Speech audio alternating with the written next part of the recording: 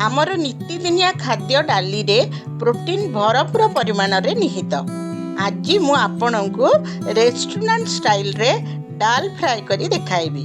ताहेले चलंतु जिबा निहारिका हांडीशाला को। नमस्कार, निहारिका हांडीशाला को आपण मानकु पुणी थरे स्वागत। देखंतु मु सम परिमाण रे बुट डाली, मुग डाली, मसूर डाली और हरड़ डाली नेछि। बुट डाली को 1 घंटा आगु बतुराई देछि।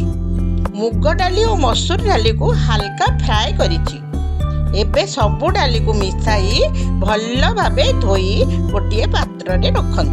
प्रेशर कुकर रे पानी देई सेथिरे डाली सबु पकांतु। हलदी गुंड, लूण और अल्प सोरिष तेल देई ढांकुनी घोड़ाई दियंतु। मीडियम फ्लेम रे ताहाको सिझांतु। एपटे गोटे पैन रे गोटे कटा पियाज, 4-5 कुला रसुण, कटा अदा, कंचा लंका, कटा होइथिबा 2टी टमाटो, खंडे दालचीनी, 2टी गुजराती, 3-4टी लवंग, छोट खंडे जायफल सिझाई दियंतु। देखंतु डाली गोटे हुइसिल दबा परे बंद करि दियंतु। नहेले डाली घोल होई जिवो जे। प्रेशर कुकर ठंडा हैला परे ता ढांकुनी खोली दियंतु। मसला प्राय सिझी आसिलानी।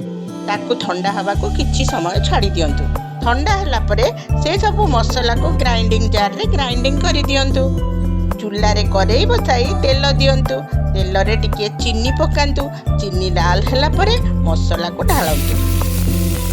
मसला को अल्प कसिबे कारण ताहाको आमे आगरु सिधाई देइछे।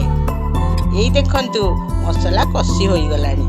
एथर डाली सिझा को धीरे धीरे करेई को ढालंतु। आपण को जदि आउ टिके पानी दरकार आपण अल्प पानी देई पारंती। चलंतु जिबा थर्ड स्टेप को। डाली रे गोटे तड़का लगाइबा। किछि भेरसुंगा पत्र, 1 चामच सोरिष, 1 चामच जीरा, टिके हेंगु, आउ किछि कट्टा होइथिबा धनिया पत्र नबा।